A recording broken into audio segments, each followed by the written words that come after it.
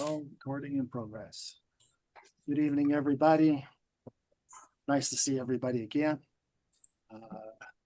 Do we have a volunteer? Would you like to volunteer? Yeah. Okay, please go ahead.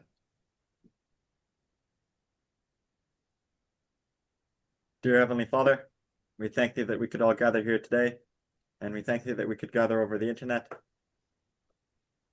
And please bless that we will be able to learn the lesson well, and that thy angels will be with us, helping us to understand.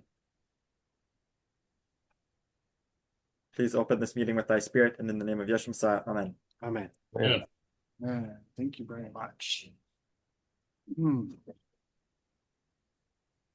Well, how should we? I don't know. I was asked a question about parenting. And because sometimes my children listen to me. And somebody had seen them listen to me and were kind of shocked that sometimes they listen. And so they asked me my ideas, I guess, on parenting.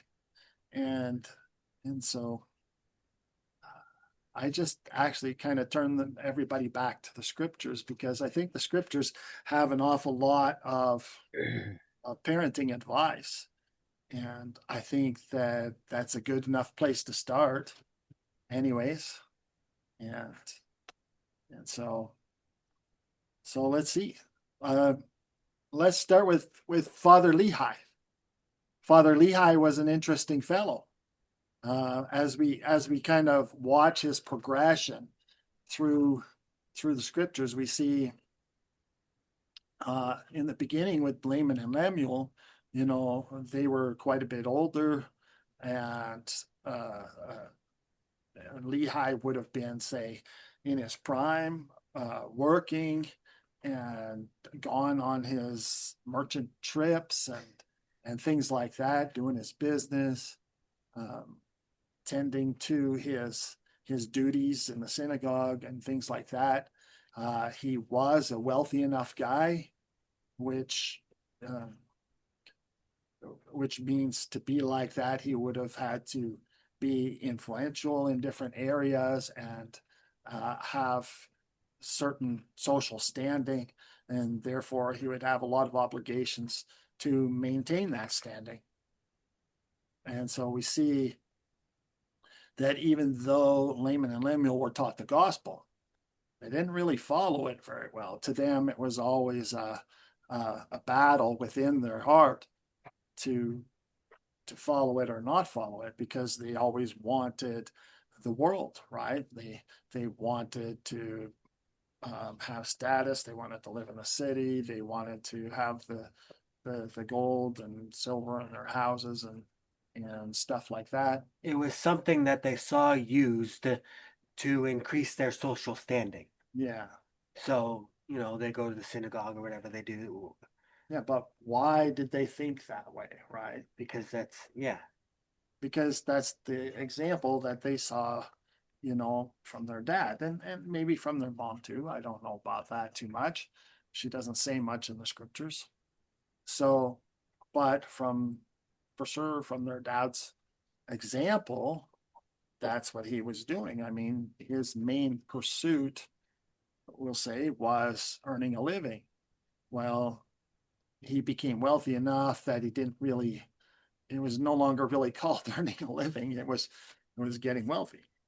And so he was beyond just earning a living. And he spent all his time doing that, except, of course, every Sabbath day. And sometimes I would imagine, and there were other meetings during the week of different social things he would have to attend to. So what did the boys grow up seeing? Dad works a lot to make a very good living. Dad uses his social standing, whether in the gospel or to make a living or whatever it may be. And so the boys grow up that way, where the gospel is really just a very small amount of life.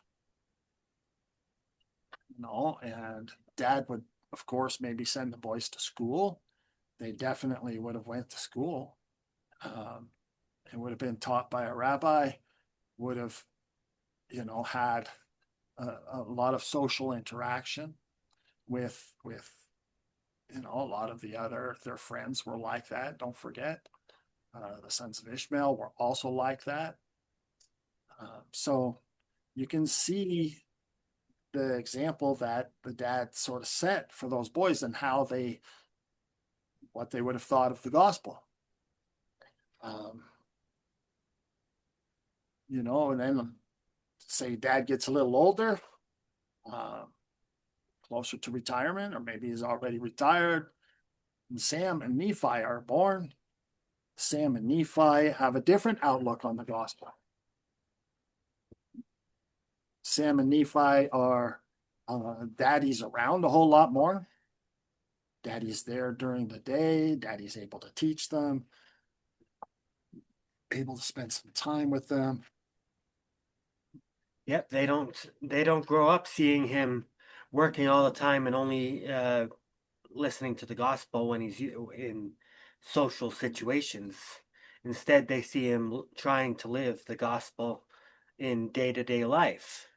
Well, the focus turns off if he's retired, Yeah, turns off of making a living or getting wealthy and turns a whole lot more toward the church, yeah, right? He's gonna, use that as the main part of his life. So he's around more. The kids see him living the gospel more, but it's still a lot of social standing and things like that, yeah. So right? they see the gospel as their social standing, rather. So that also explains quite a bit about Nephi, about how His behavior, yeah. he always thinks he's better than his brothers because he follows gospel. I follow gospel. So why don't you do what I do and you can be just like and you can uh do all that. So he still sees it as a thing as social standing, but he sees the gospel as the better you are at living the gospel, the higher your social standing. Yeah. At least That that's how he explains a sees lot. it. Yeah. Well, as he gets older, he starts to figure that out. But as a younger guy, he seemed to really get a kick out of who's higher than who in church. Yeah. I was designated a leader, a teacher over you. Yeah. No wonder he got beat up so many times. Yeah. Yeah, but you can see that Sam and Nephi lived the gospel a whole lot better because Lehi was there. He was more present in their lives. He took them with him to the church meetings, stuff like that. He wasn't gone all the time. They could see dad's status in the church. They could see a lot of that. So the gospel had a chance to sink deeper into them than into Laman and Lemuel, right? And then of course when uh, the Lord tells Lehi, maybe it's time to move out into the countryside. I'll take up sailing or something like that, right? And then he has Jacob and Joseph. Yeah.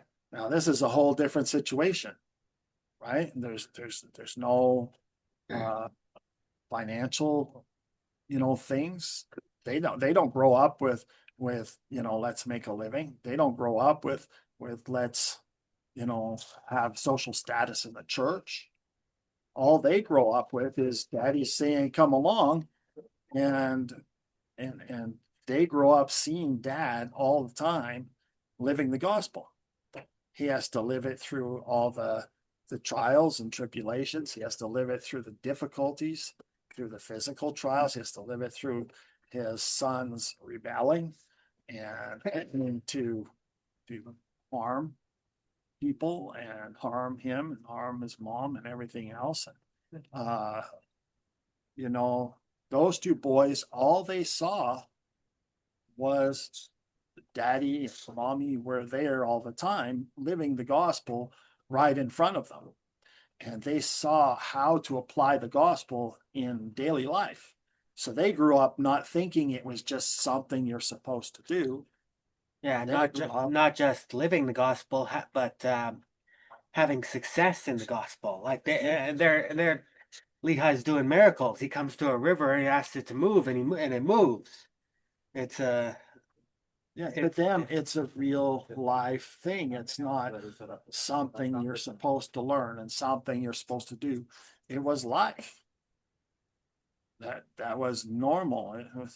It was a normal part of life. Like most people today would grow up. Normal part of life is, get a job and struggle to take care of your family, right?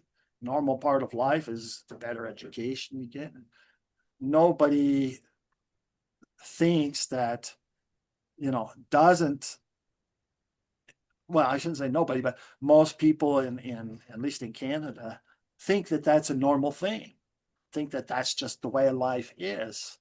I haven't seen anybody have a struggle saying, you know, I live the gospel, but I'm supposed to be financially responsible and get a job and spend most of my time working on a job.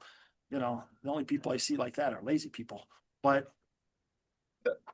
why do they struggle to, like, they have a job like that's a normal life, and then they struggle to keep the gospel, right? They weren't raised properly. Instead, they should think like Jacob and Joseph, that the gospel is life, it's normal, and it's what everything is about. And then they struggle to not raise their children. They struggle to get out and get a job and leave their family forever, and they struggle, with the concept of I have to send my kids away to school, or I have to let my children be kennel raised in the village, send them to daycare and schooling, and let them go out with their friends. They struggled with that. They didn't struggle with living the gospel. Why? Because that's what they did from the time they were born. That's all they knew. That's all they saw. That's what life was. You know, they would have to struggle to move, into a society where that was considered abnormal. They would have that battle within themselves. They couldn't be away from the gospel for that long. So Lehi does a pretty impressive job at teaching us the results of take your children with you to work. You need to go fishing, take your children fishing. You need to pick apples off the tree, take your children to pick apples. They were with him all the time. You need to put up your tent. They were there, helping dad put up the tent.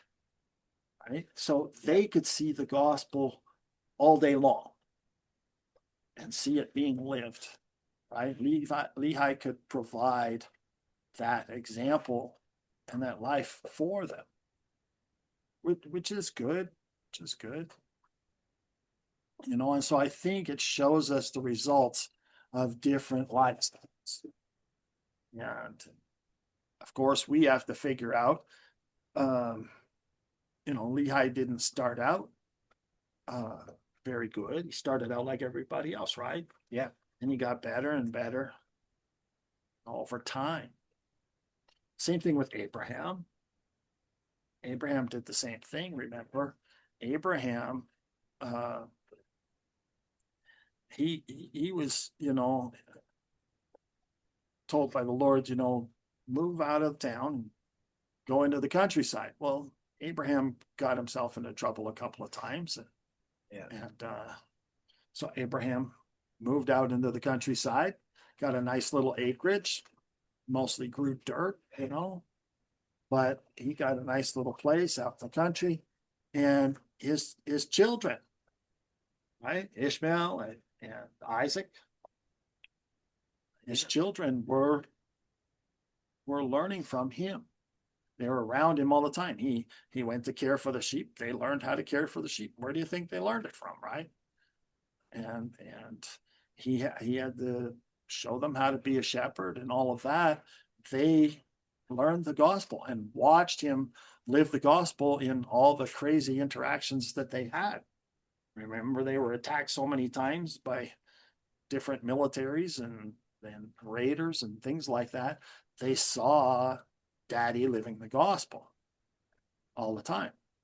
And it's how they learned to live the gospel. And of course, Ishmael didn't learn as well because, um, they had a battle in the family, and obviously he had to move them to a different acreage. Yeah. And it goes on, right? Isaac would teach Jacob as well, but that didn't go very well because Jacob had more of an influence from his mom. So that was a difficult situation. But you can see the different examples of parenthood in the gospel. And when they pass it along, when it actually passes along, you can see that the dad was more present in that child's life. Or I shouldn't say it that way, because it's not the dad trying to give the child a life. It's more bringing the child along with you. When daddy goes to work, starts out as a young lad, comes along with him, he's always around and always seeing that perfect example of living the gospel. And certainly for our children, we should be a perfect example for living the gospel. And sometimes it's hard, but for them, we should be trying, right? We should be trying. So it's a very difficult situation, but the scriptures teach us how.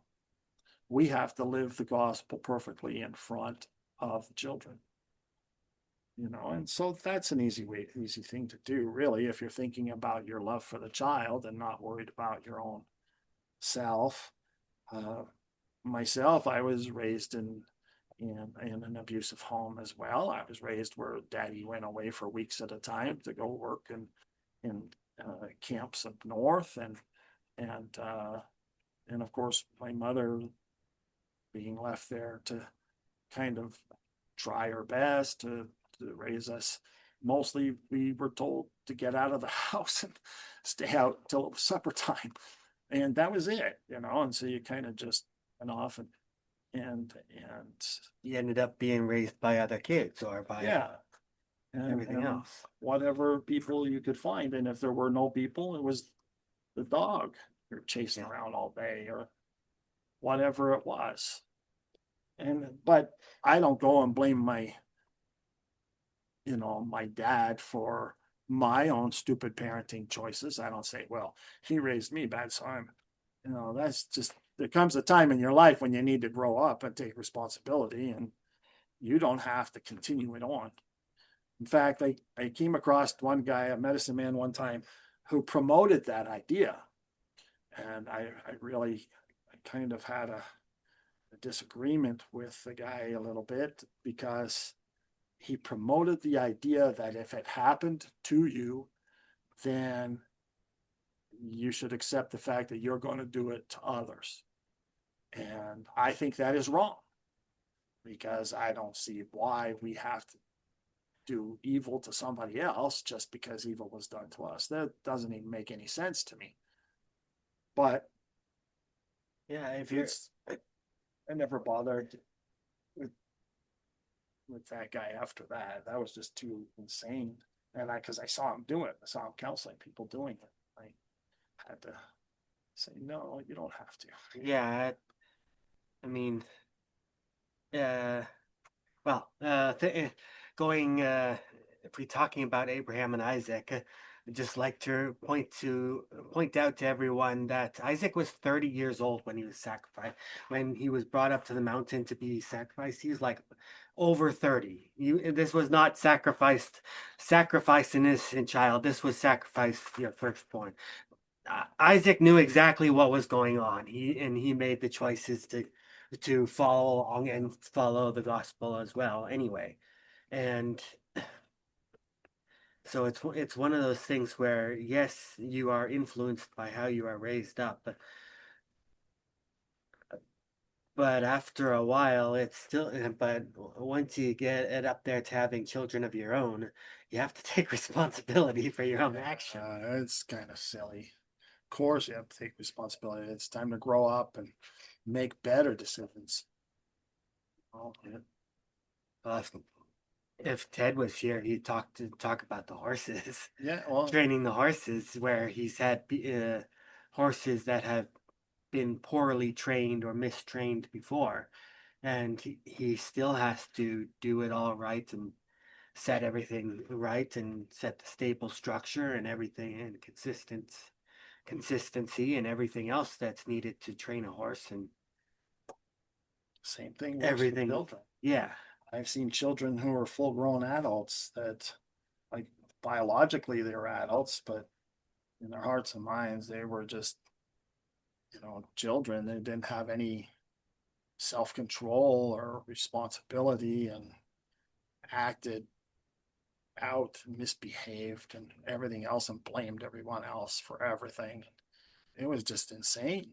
But you run across a lot of those guys, and you have to start as if they are children. You have to start teaching them just simple things like to be good and use manners. And trying to teach those guys manners is one of the hardest things. They won't take responsibility for anything, but you have to start at the beginning if you're going to accomplish anything. That's why in counseling you charge so much in order to get them to behave. yeah, Oh, that's all they value, right? yeah. And I've even known like old people who never grew up. Yeah. And it's a little bit scary, and it's like you're supposed to be the old wise one, and why am I teaching you this? Yeah, no kidding. Yeah. Well, you're old enough. It's time to take responsibility. I mean, I never blamed anybody for anything. I don't know. Once you are aware Well, enough to understand to yeah, blame but someone, you then get you're old old enough enough by the to time you're a teenager. I mean, you start figuring it out and you start figuring out that there's nobody to blame and you start accomplishing things on your own. And yeah, I mean, my goodness, by the time you start in the workforce, I mean, I guess I didn't really start until I was about 16. I mean, I had a job since I was 11 years old, but that doesn't mean I still was so influenced by my parents until got about 16 when I just entered the workforce. yeah. So, But what I but mean I knew is, by by then, yeah, by the time you are old enough to blame your parents for something, you are also old enough to start accepting responsibility for your own of actions. course, if you can actually notice it in your parents, you can notice it in yourself. Yeah, So as soon as you make an excuse or make a complaint about someone, you have no more excuse. Your justification is gone because you can recognize it. And so, yeah, once you can recognize a problem in someone else, then you can recognize a problem in you. So there is no justification on that. There's no excuse about it. It's time to live the gospel and raise the children properly. Be that perfect example, right? yeah, Yeah, and teach your children properly like that. And you can't teach them properly by just words. You have to teach them by your own behavior. I knew a couple that they would fight a lot. They would fight a lot in front of the children and stuff like that. And then their children would fight with each other and even, mouth off back to their parents. And that was, crazy to see, but it happened. And then the parents came up with a solution. They said, well, we're not going to get mad at our children anymore because we spaz out and freak out and act like little babies all the time. So when our kids are doing it, we don't punish ourselves for having a bad day, so we're not going to punish them for throwing their temper tantrums. And I thought that was kind of a backwards solution. They lowered their own standard down Yeah. instead of raising the standard for themselves up. Yeah. How about them control their own emotional states and not throw their temper tantrums and get mad, argue anymore at all, instead of lowering their standard to being children. That was weird. That was really backwards. But that was their solution. You know, it didn't work, but it was their solution. Um, and I've seen other parents very similarly, and their children, you know, would end up in jail and ended up emancipating from their parents, ended up really, it didn't work. That solution was not did not have good results. It was a really difficult solution. And I've seen other children get government help emancipating themselves from their parents because they found out uh, that if they got pregnant, had a child, uh, then the government would step in and provide for them uh, an apartment, and they could be free from the control of their parents. And teenagers were doing it for that reason. So that was interesting. Population shot up a lot those few years. Yeah. That was quite an interesting. It didn't work. Those solutions do not work. The only solution that works is to raise our own standard, you know, get in control of our own negative emotions and don't let them control us. Don't be spazzing out and freaking out in front of your kids and throwing temper tantrums and fits and stuff like that. That's just absolutely, you know, wrong. I got to stand for the gospel. That's not correct. We don't do that. And yeah, sometimes we make mistakes and do things like that, but hopefully never ever where the kids can see us or hear us would be best. But it does happen. We really need to take responsibility and get that out. Right. Uh, Another thing that I've noticed is that people who govern by their mood swings, like let's say they have a rule in their house, like you're not supposed to hit your sister, right? She can sit on you and beat you, but you're not allowed to hit her, right? Right. That was always the rule in our house. The little boys couldn't beat up their older sister. It wasn't allowed. Yeah. But you can't govern by mood swings. In other words, if you're in a happy mood that day and if you have that rule in your house and the boy comes and punches his sister or something like that, um, and all you do is, you know, chastise them. Now, you know, you're not supposed to do that. Go play somewhere else, you know. And then you're in a bad mood another day and it happens again. This time, you know, you tie your kid to a tree or something and leave them there for 3 days. You know, you can't govern by moods and mood swings and stuff like Because then that. the kid only ever learns to, they don't learn what to do is right, what is right. All they do is learn your moods. They learn to govern themselves by mood swings too. Yeah. That's what daddy does. That's what I'm going to do. It works for him. It's got to work for me. And then the kid starts acting up according to his moods, right? Dad comes home exhausted from work. He's been working 16 hours and then he has to get up in 4 hours and go again, you know, and he needs to sleep. The kids are being allowed, can't sleep. So he gets mad and yells at them, right? Uh, it's not an appropriate response. Yeah. You know, he shouldn't govern by mood swings. Because on other days when he's had lots of sleep and he gets up and the kids are loud, all he does is go in and play with them. You know, governing by mood swings will definitely ruin your children.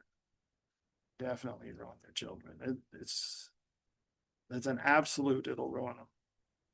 So you got to be very careful about that.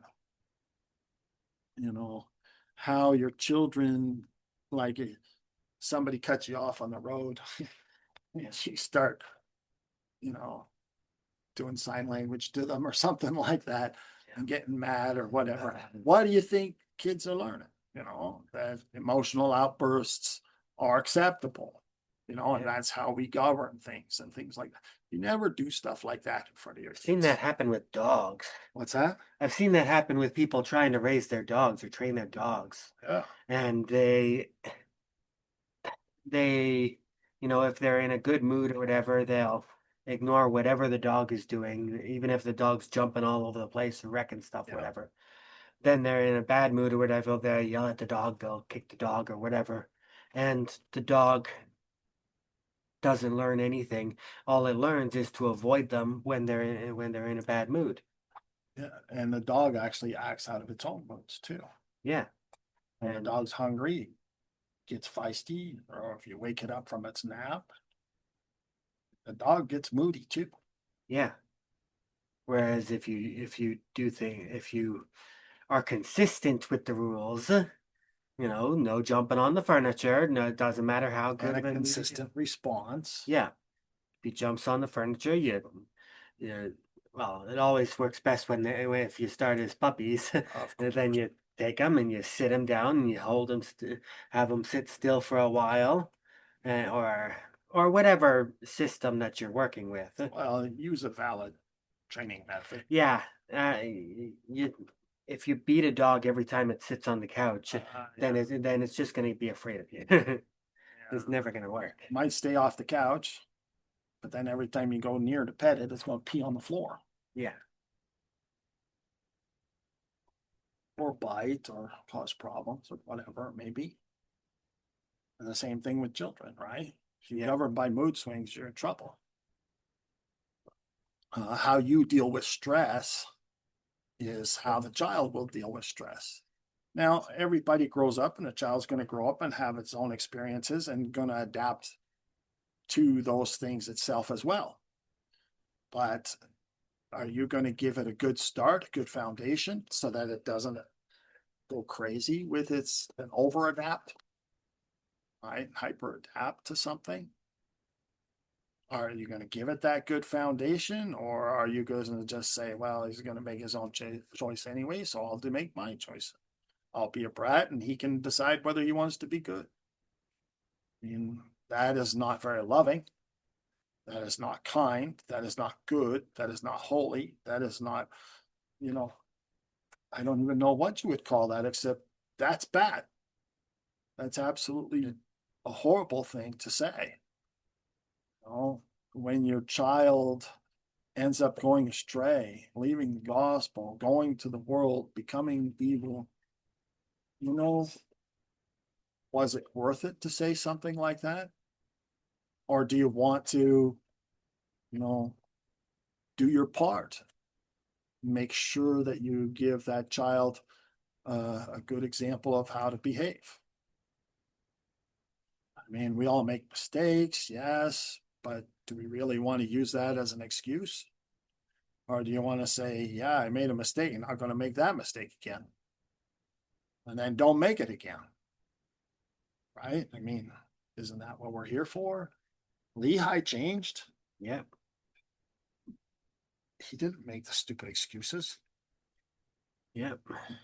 Instead, he changed, took responsibility, changed.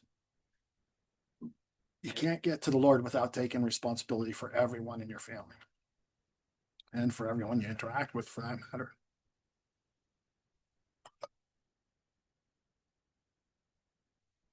I've seen people talk about how, uh, or they're preaching against being strict with your children. But the problem is that it's not the being strict part; it's the entire double standard part, the Double standard hypocrisy. and inconsistency because you govern by moods. Yeah, Yeah, those are the two things that are the biggest dangers.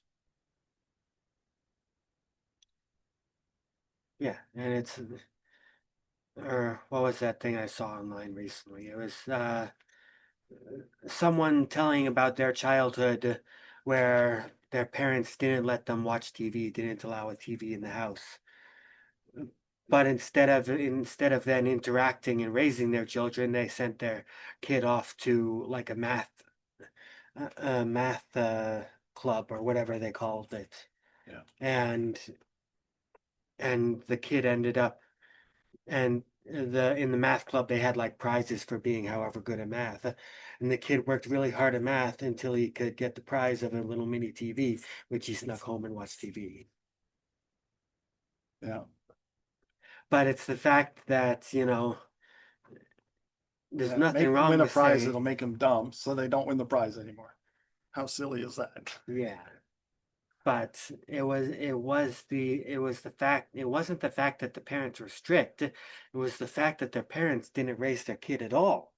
It's like they from school directly to this other club where he obviously spent many hours of the day, and so the parents never rate. They say that They they're have to spend the rest of his day alone watching TV secretly. yeah. So it was not the fact that his parents were strict; it's that they didn't care. They didn't actually want to raise their child. Instead, they sent him to school right in the morning, then they send him to the math club, and then when they get back, he maybe has dinner with him, then it's going to bed, or it goes does whatever, or goes and hides in his room to watch the little mini TV. And so it was not the fact that the parents were strict, because if they had said no TV, and then instead, spent time with them, took them to their work or did chores or whatever else, then they wouldn't care so much about the TV. Of course not. Because if the parents didn't watch TV either, Well, yeah, you can't have the double standard. It doesn't matter what it may be, but you can't have the double standard. You can't talk down to your children as if they're not people, as if there's some kind of second class, whatever, people with no rights. You can't do that. If you do, you're teaching them that status thing, and then they are going to govern by what they want, and you've lost them. You don't care if they're babies. You don't. Yeah, you have to take care of them, of course, but you don't treat them like they're not people. They're fully 100% citizens, just like anybody else. I mean, if you have respect for other people, you better have respect for your children. You need to interact properly with the gospel. I mean, let's be blunt for a minute. Live the gospel, live it perfectly. Stop whining and complaining and using the excuse that nobody's perfect. Well, be perfect.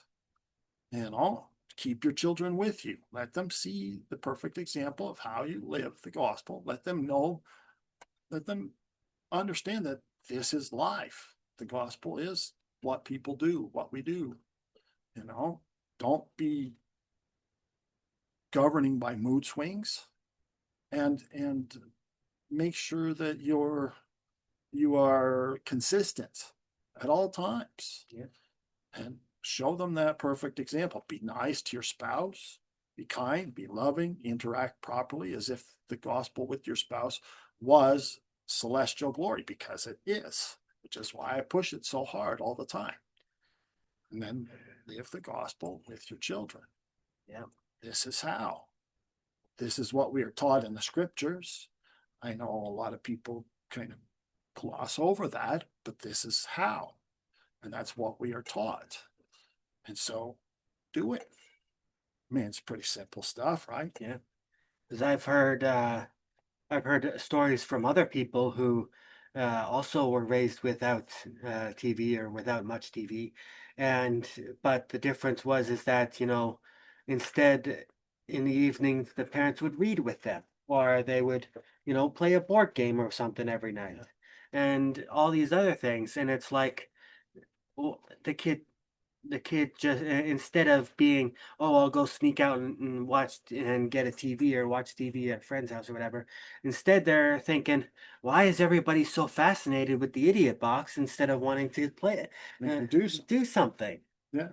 And so it's a completely, even though it's the same strict rules, but the difference is that without that, hypocrisy or without that double standard or whatever you want to call it, when the parents actually care about their kid, Yeah. then why would they want to sit there and watch TV? And Well, when passing on a culture, like you'll notice some things like tribal people have a very strong culture that gets passed on if they actually don't live in the world.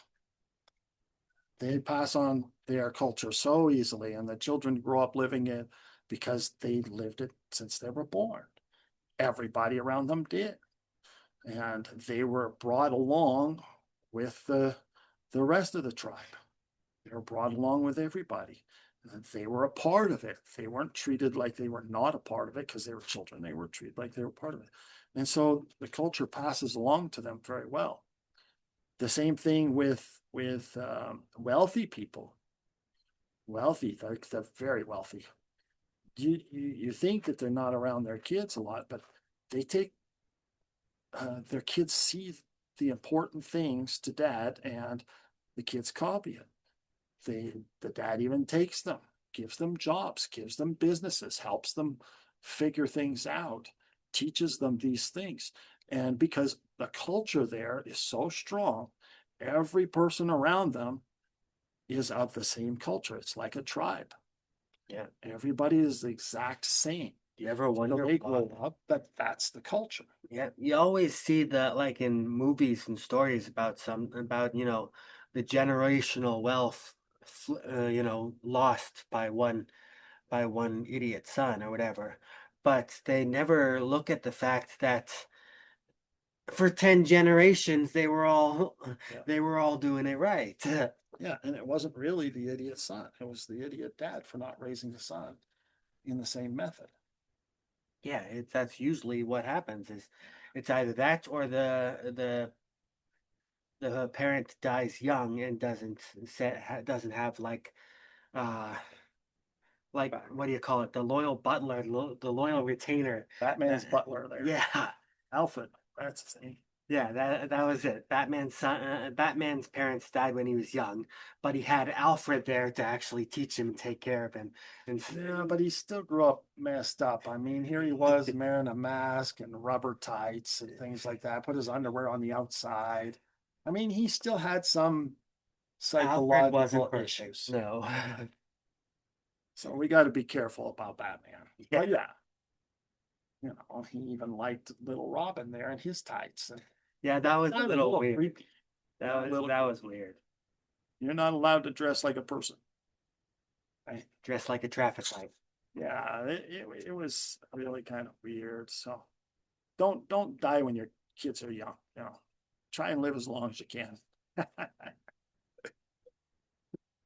Oh my. Yeah.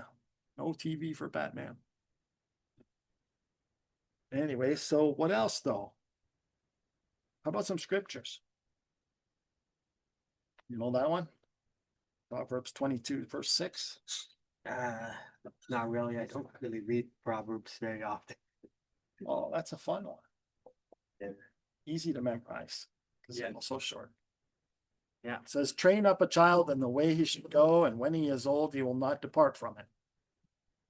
Oh, well, are you going to say that you trained up a child in the way they should go because you were a hypocrite? You lived one way, kept teaching them a gospel way, but you compromised the things, but you kept teaching them lessons and teaching them in church, sending them to Sunday school.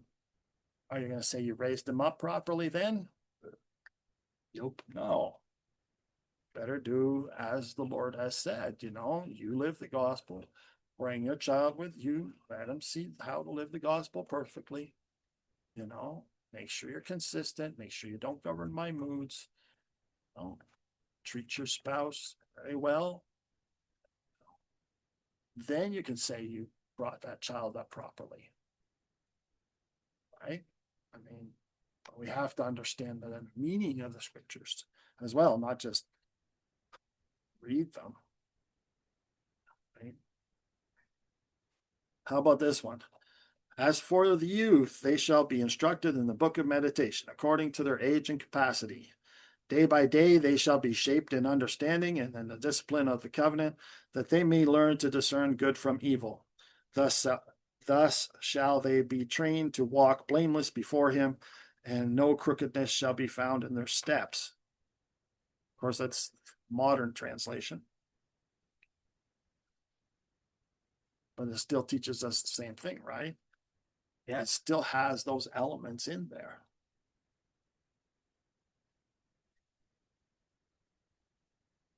So what else? I don't know. Oh yeah, somebody else made a comment. I'm actually following along on the forum here, and somebody made a comment about how Abraham was also taught from the time he was a child, right? And he had good examples to follow. As when he was a child, he had a good example to follow because remember, he actually was sent out at a fairly young age. He actually ended up. This is from the book of Jasher, right? He ended up living with Noah and Shem from a very young age. Melchizedek, right? And that made a big difference. So they could teach him. He could see people living the gospel all the time. And that's an important factor because it goes along with exactly these five things, I guess, that we've said. And the same thing with Samuel, right? Samuel, the boy prophet, right?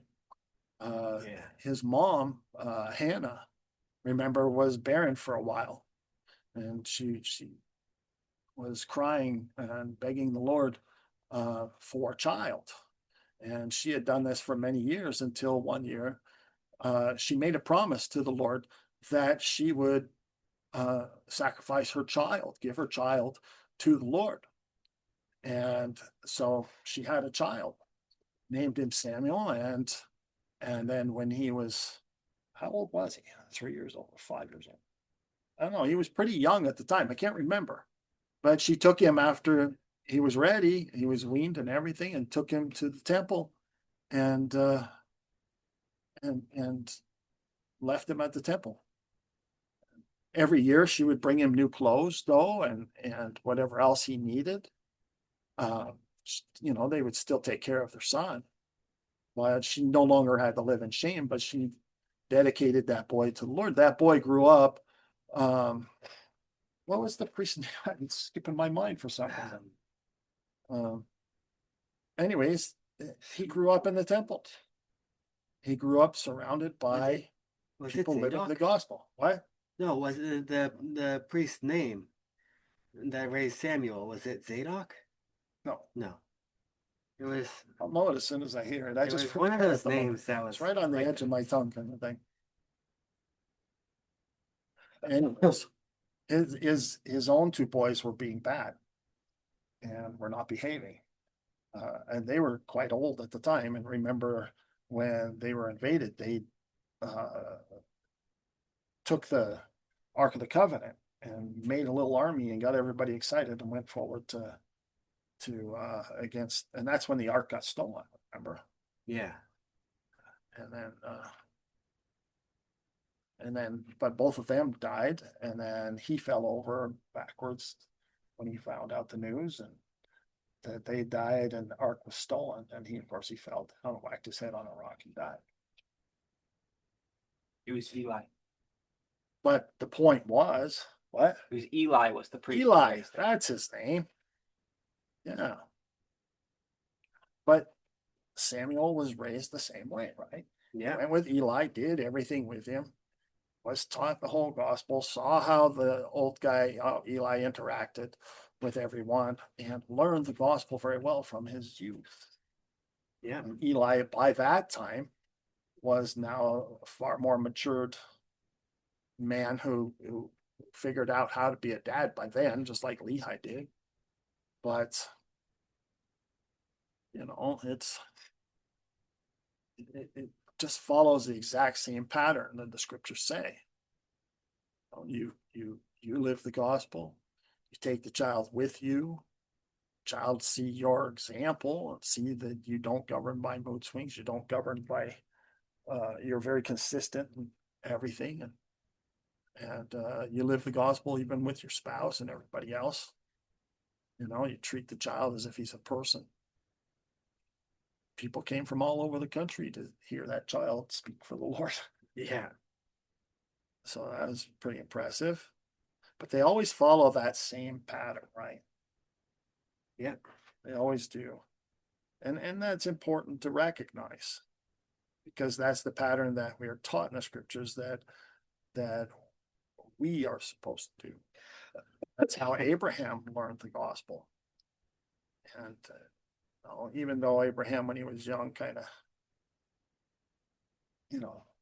spoke up, he was pretty brave. He'd speak up in front of anybody and get himself into trouble. And of course, he had to run away again, back to Shem again, because like after Noah died, later on in his life, he had to run away and go back with Shem, and he ended up getting his. That's when he was jumping for joy, right? I got my own priesthood. That's when he was a little more excited. But Yeah. Yeah, he was what do you call it? He was very excitable for an old man because even by that time he was already old. And by our standards, he was. yeah, and well then again maybe he sees Melchizedek and he's however many hundreds of years old and is like, I got plenty of time. I'm plenty young. Yeah. I don't have to worry about being old and wise anytime soon. Because they didn't live quite that old, but yeah, there's Noah that lived for a lot longer. After the flood, people's ages started to come down quite a bit, even though they still lived well over 100. Yeah. Well, yeah, I forget how old Noah was, but he was, He was pretty old, because you have to remember, spent like 400 years teaching, yeah. So however many it was. he must have been interesting. like, I can't remember the exact age now, but I think he was like 900 or something, or nearing 1,000 years old by the time, and by the time Well, Abraham came along, and it's like, yeah, yeah, I'm 50 years, I'm young as anything. yeah, of course. Okay, here's another scripture. He shall teach the youth the statutes of the covenant, instructing them in the precepts by which a man must walk. He shall guide them with wise counsel, so that they do not turn aside from any of the commandments. By such teaching shall their footsteps be established in all truth, lest they be drawn away by the spirit of deceit. So, just another scripture that definitely helps us understand that how important it is to teach our children. But is it just teaching by uh, by saying words, putting them in a class?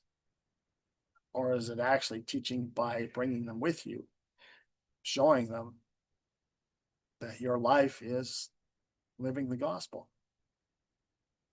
Right? What is this teaching supposed to actually be?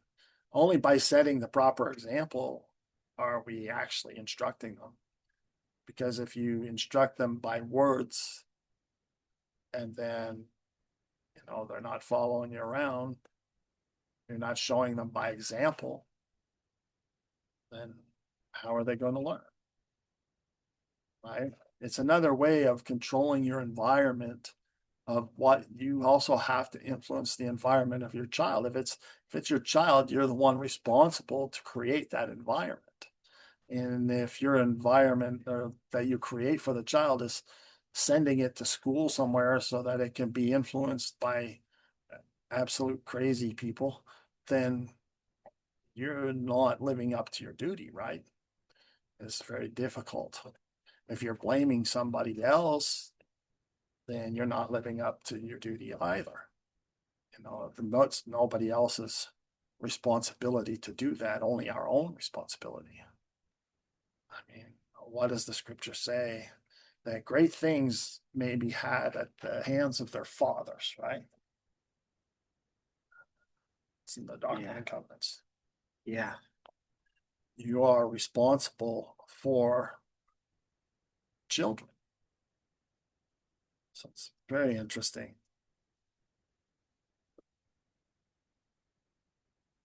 Well, that's how you pass it from generation to generation. You have to actually, be consistent, Yeah. don't govern by mood swings. Live the gospel, keep the child with you. And absolutely live the gospel with your spouse. Never make the child be a second-class citizen. It's very important. It's about the only real thing that we can do is just actually follow the gospel, follow what it says in the scriptures and actually live that way. And these, are things that are written in the scriptures that we need to follow. These 5 things is absolutely important and are really non-negotiable if you want to keep the commandment to raise the child in the proper way. If you don't want to keep that commandment, then you can negotiate these things all you want. So we're talking about scriptures here. So this is a touchy subject, obviously, because everybody cares for their children and they want to do what's best, and people make mistakes and all that kind of stuff. And everybody's got their own opinions on how they should do this and how they should do that. I have my own opinions also that I didn't really talk about tonight. I'd rather stick to the scriptures, but I have opinions too. But the opinions are not what we're being taught. We're being taught by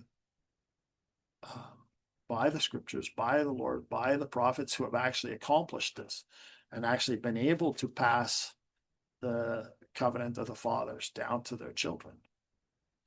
Those are the ones we're trying to pay attention to. Those are the ones that did it right and had the result. And that's what we are trying to do. So even though we all have our own opinions, you got to ask yourself, did you get the covenant of the fathers, and did you pass it on to next generation? And if not, then maybe we should not govern by our opinions. Maybe we should govern by how the folks who succeeded did it. Right? Maybe that should be our goal. And you can have opinions, of course, we all do. I have them. But I don't like raising my children according to my opinions. I mean, I have lots of thoughts and opinions of my own. But if I tried to raise them like that, I think they'd go crazy. So we should, when it comes to actually doing our duty of raising children, we should probably follow along with those people who have succeeded at passing on the covenant to their children. I mean, not just something silly by ordination. I mean, actual cause and effect where the child is seeing the Lord and does get a covenant. Well, let's do it that way. So, right, makes sense. Yep. Well, I don't know. What time is it? Oh, it's been an hour. Yep. Wow, I talk a lot. Yeah. Well, we've talked before about, if you want to learn how to lift weights, you go to the guy who's a champion weightlifter. If you want to learn how to train dogs, then you go to the champion dog trainer. Yeah. But if you say that if you want to learn how to raise kids, you go to the people who have raised good kids, nobody likes that No. one. For some reason, they resist that one. Always resist that one. They always think that they know best for what's for their kids. And The yeah, Lord doesn't know anything. yeah, it's like and the Lord has raised all 7 billion of you, and He's even gotten a few of you to do something right. So it's a better success rate than everybody else.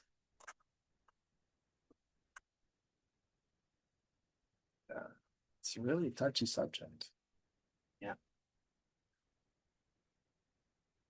Well, does anybody have any comments?